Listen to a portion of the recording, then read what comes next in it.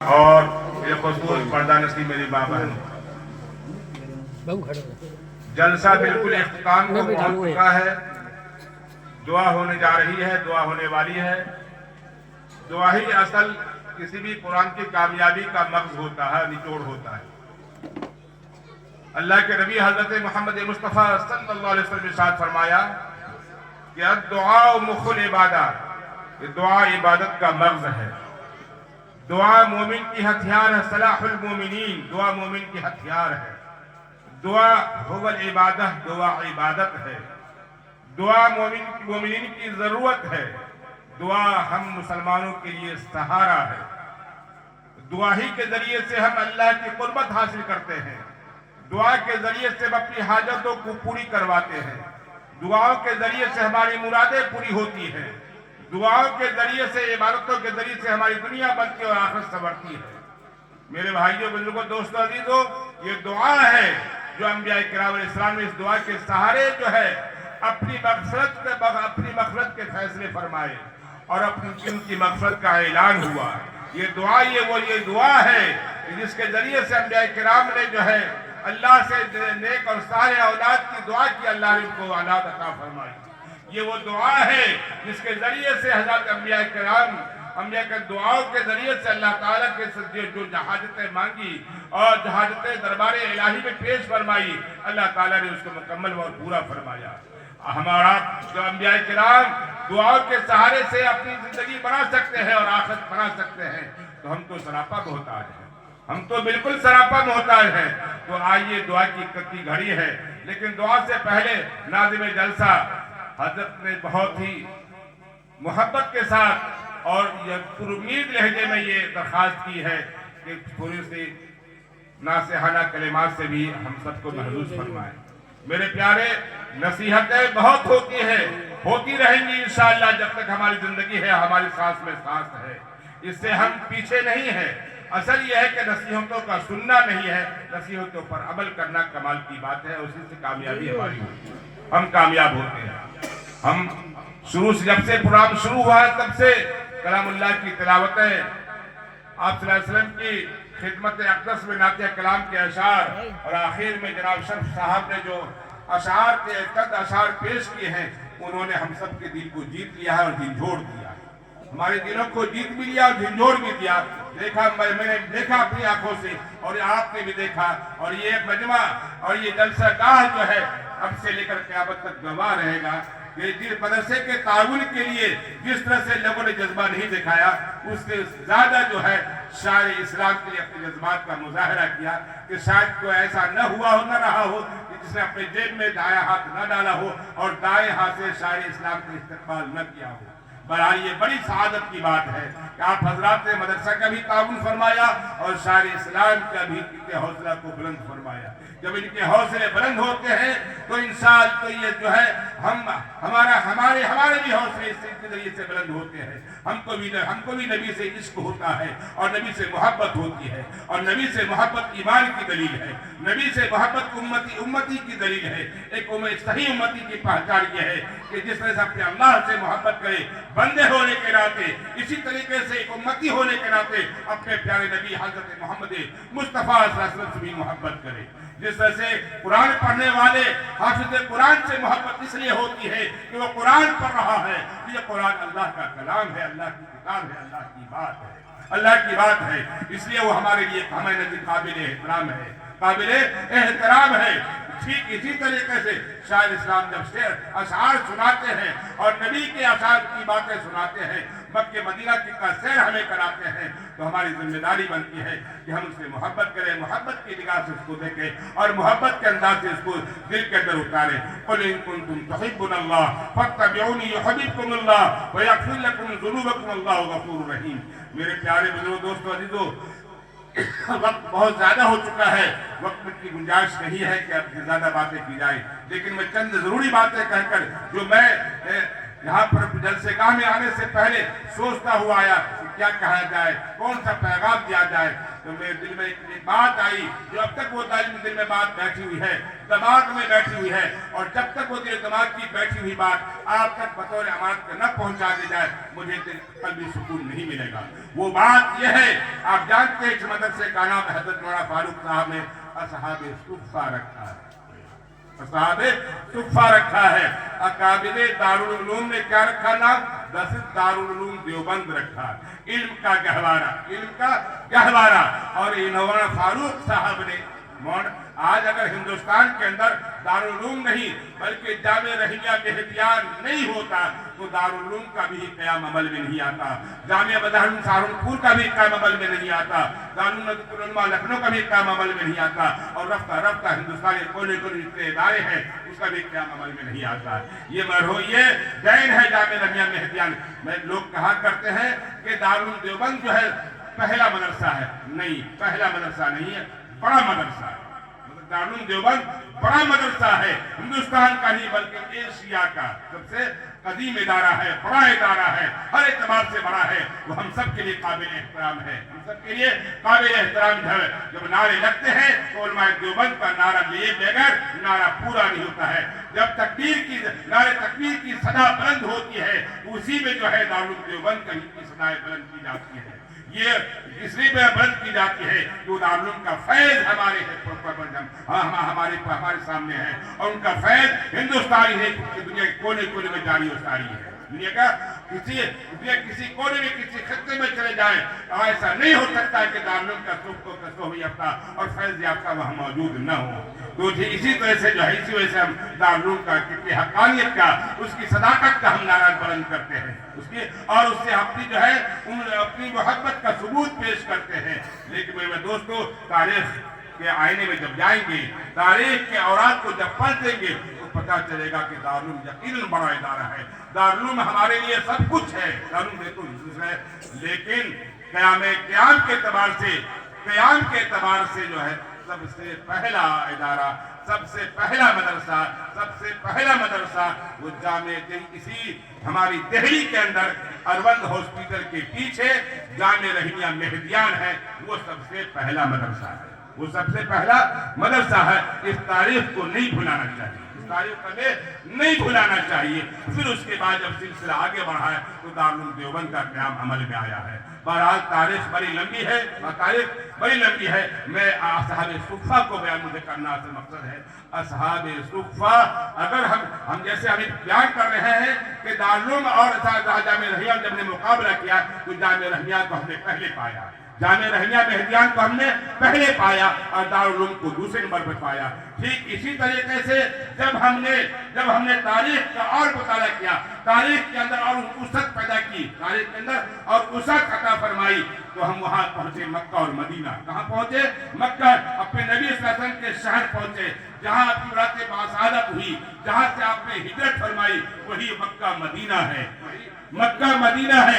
इसी Mecca Medina के ये दोनों मदरसे हैं। अगर ये दोनों मदरसे कायम नहीं होते तो मेरे भाइयों, दारुल उलूम देवबंद कायम होता, जामे रहिया मेहदियान कायम होता, ये इतने मदारिस दुनिया के में जो क़याम अमल में आता। और जब मदारिस का क़याम अमल में नहीं आता तो ये उलमा कहाँ तैयार होते, ये हुफ़ाज़ कहाँ तैयार होते, ये मुहद्दिसीन कहाँ तैयार होते, ये मुफ़स्सिरीन कहाँ तैयार होते, ये इम्मा कहाँ तैयार होते। ये कारखाने हैं, ये इम्मा के तैयार करने के, उलमा को तैयार करने के, हुफ़ाज़ को तैयार करने के, मुहद्दिसीन को तैयार करने के, मुफ़स्सिरीन को तैयार करने के कारखाने हैं। इन कारखानों से ये माल तैयार हुआ है। इतना कीमती और जिसको नाइब रसूल आज कहा जाता है, जब अंबिया के वारिस हैं, अंबिया के वंश के बारे में, और ये खौफ खुदा इसके अंदर है, इन्नमा यख्शल्लाह मिन इबादिही उलमा, अल उलमा वरसतुल अंबिया। इसके विस्तार कैसे बनते, इसी तहत दिवाली के अंदर बने हैं, इसी तहत दिवाली के अंदर बने हैं। बहरहाल मेरे भाइयों और दोस्तों, ये असहाबे सुफ़ा, ये जो है दूसरा मदरसा, असहाबे सुफ़ा क्या है? दूसरा मदरसा है। पहला मदरसा जो है मक्कतुल मुकर्रमा में दार अरक़म है। पहले मदरसे का नाम क्या है? दार अरक़म है, जो मक्के के अंदर जो है कायम किया आप सल्लल्लाहु अलैहि वसल्लम ने। और कब कायम किया? ज़माना शख्सियत में कायम नहीं किया, ज़माना शख्सियत में कायम नहीं किया, बल्कि ज़माने नबुव्वत में कायम हुआ। जमाने नबूवत में कायम हुआ, जब नबूवत का ताज आपके सर मुबारक पर रखा जाता है गारी हिरा के अंदर, और वहां से जब आप तशरीफ लाते हैं, वहां से जब आप तशरीफ लाते हैं गारी हिरा से, तो आप दारे अरकम में आते हैं। उसके साथ दर्जना बहुत तवील है और उसकी जो है इस वक्त इजाजत नहीं देती है कि तफसील उसकी तफसीलात को आपके सामने की जाए। एक वक्त इख्तिसार के साथ मैं इशारा कर रहा हूँ, बात समझ में आ जाएगी। इख्तिसार भी आती है कि जामियत से खाली नहीं है, जामियत से खाली नहीं है, मानवियत से खाली नहीं है।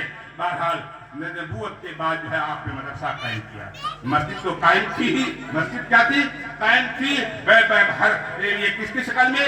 बैतुल्लाह की शक्ल में, मस्जिद हराम की शक्ल में मस्जिद कायम थी। मस्जिद के कायम करने की जरूरत नहीं थी, आपने मदरसा कायम किया।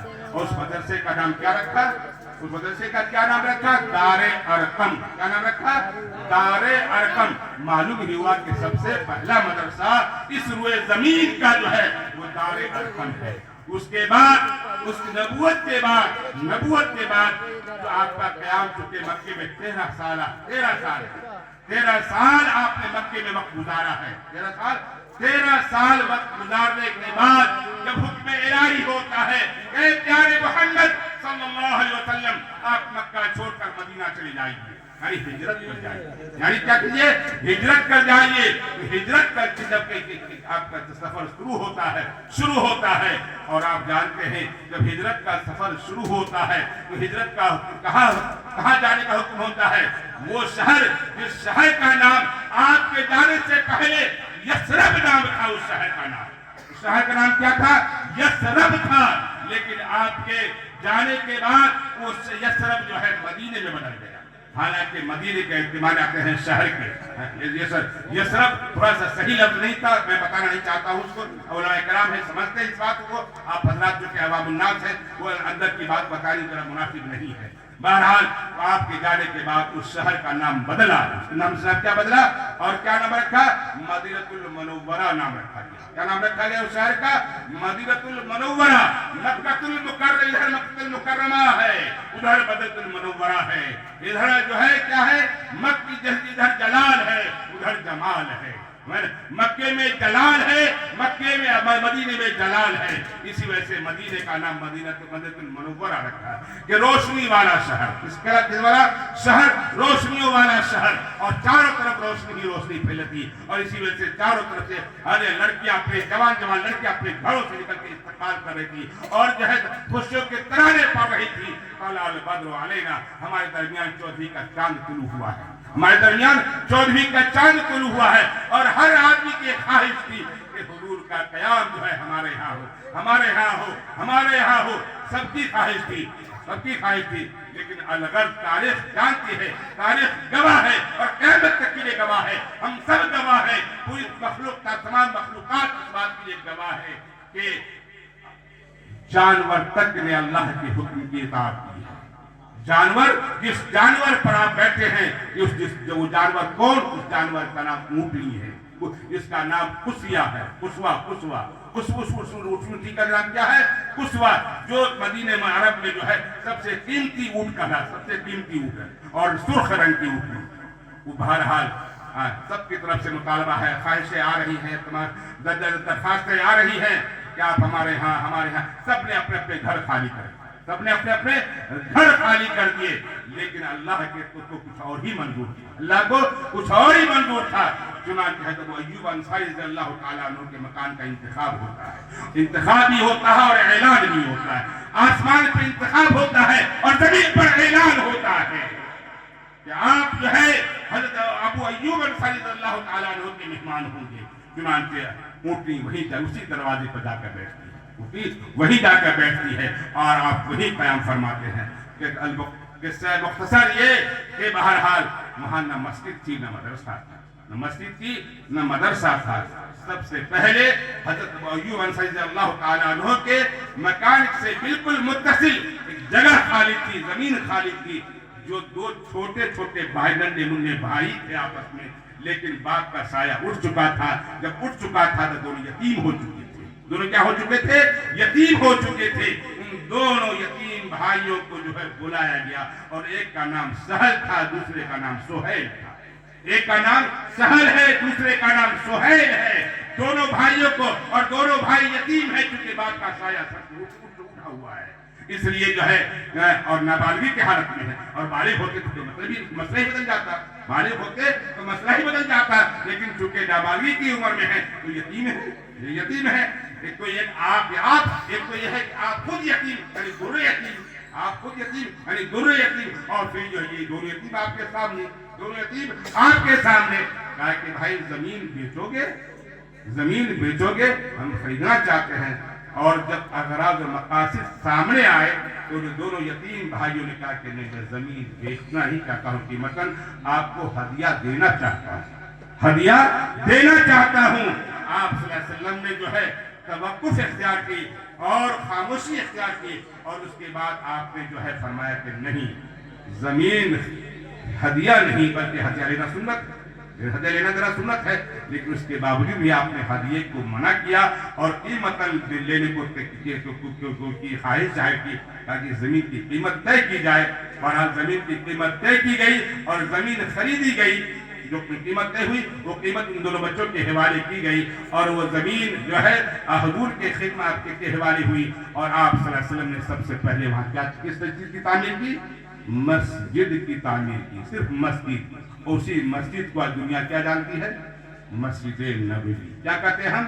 مسجد نبوی۔ اسی مسجد نبوی کی تعمیر کرتے کرتے کرتے کرتے آپ نے اپنا حجرہ بھی وہاں قائم کیا، اور اس کے پیچھے آپ نے صفہ بھی قائم کیا، اس کے پیچھے آپ نے صفہ قائم کیا۔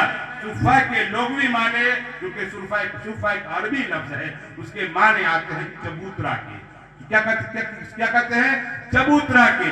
جس طرح سے جو ہے بیت اللہ اتارا گیا تو ٹیلے پر اتارا گیا، پانی کے بلبلے پر اتارا گیا، اسی طرح سے چبوترا جب صفہ قائم ہوا تو بالکل چبوترے پر جو ہے قائم ہوا، چبوترا ببرایا گیا، اس اونچا چبوترا کہتے ہیں، اور چبوترا ایک اونچی جگہ کو کہتے ہیں، چبوترا ایک کیا؟ ایک اونچی جگہ کو کہتے ہیں، جیسے ایک اسٹیج ہے، اسٹیج کسو کہتے ہیں۔ اگر آپ کی اس جگہ کو، سامعین کی جگہ کو اور علماء کی جگہ کو، دونوں کو برابر کیا جائے، امتیاز باقی رہے گا یا ختم ہو جائے گا؟ اور امتیاز باقی رہے گا یا ختم ہو جائے گا؟ بلکہ امتیاز ختم ہو جائے گا۔ امتیاز قائم کرنے کے لیے جو ہے نیچے سامعین کی جگہ نیچے بنائی جاتی ہے، اور علماء کی جگہ کو تھوڑا اونچا کیا جاتا ہے۔ حضرت کہتا ہے علماء ہمیشہ اونچے رہے ہیں، چونکہ یہ نبی کے وارث ہیں، نبی ہمیشہ اونچی جگہ پر بیٹھتے ہیں۔ چنانچہ جو ہے صفہ قائم ہوا، اور اسی صفے کے اوپر جو وہ صفہ کیا تھا بلکہ مدرسہ تھا۔ صفہ کیا تھا؟ وہ مدرسہ تھا۔ میرے بھائیوں بزرگ دوستو، وہی دار ارقم پہلا مدرسہ اور صفہ دوسرا مدرسہ، یہ دونوں مدرسے ہماری بنیاد ہیں، ہماری بنیاد ہے۔ اور آج الحمدللہ، اور جو ہے آج آنے جنہوں نے صفہ کیا کام کیا تھا وہ کیا تھے؟ مہاجر تھے۔ کیا تھے وہ؟ مہاجر تھے۔ آج ہماری کھجوری میں جس نے مدرسہ قائم کیا ہے وہ بھی مہاجر ہے، صفہ کی شکل۔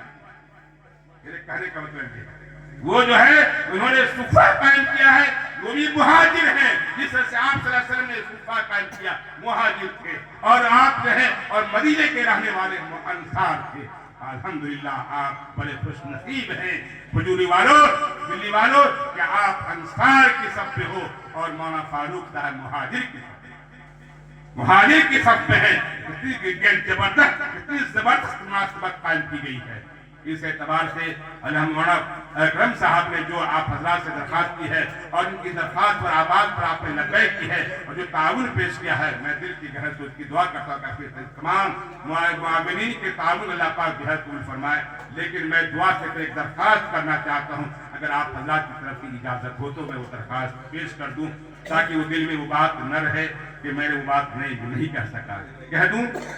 کہنا یہ ہے، اب اگر اجازت ہے تو میں جس طرح سے آپ نے دل سے اجازت دی ہے، میں دل سے اس امانت کو آپ کے حوالے کرنا چاہتا ہوں۔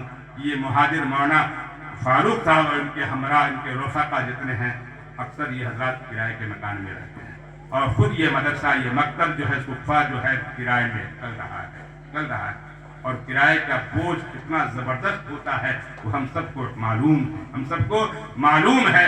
ہم سب ایک تھوڑی سی جو فکر کر لیں، اپنی نیتوں، اپنے دلوں میں اس بات کو بیٹھا لیں کہ آنے والے چند دنوں کے بعد جو رمضان کا مقدس مہینہ شروع ہونے والا ہے، मुक़द्दस महीना शुरू होने वाला है। जैसे ये टीम जो है खिदमत खल्क वाली टीम ने पानी पिला करके जो है हम उलमा को, आवाम को, सबको सैराब किया है, मौलाना फारूक साहब को भी सैराब कर दे तो बहुत ही बेहतर होगा। और वो सैराबी किस चीज़ की, अगर ये फिक्र कर ले ये टीम इंशाअल्लाह अभी से लेकर के रमज़ान के महीने में तक जो है रमज़ान तक में इनको हम किराए से आज़ाद फरमाएंगे, किराए से आज़ादी अता फरमाएंगे और अपनी जगह इनको बैठाएंगे। और इनको क्या बल्कि इनके मदरसे की, जब इनका मदरसा अपनी जगह में होगा ये खुद जो है मुतमईन होंगे और सुकून की सांस लेंगे, तो इंशाअल्लाह इसकी दिल से निकली हुई दुआएं हमारे लिए हक में कबूल होगी। क्या करते हैं, इसके लिए तैयार है हम लोग?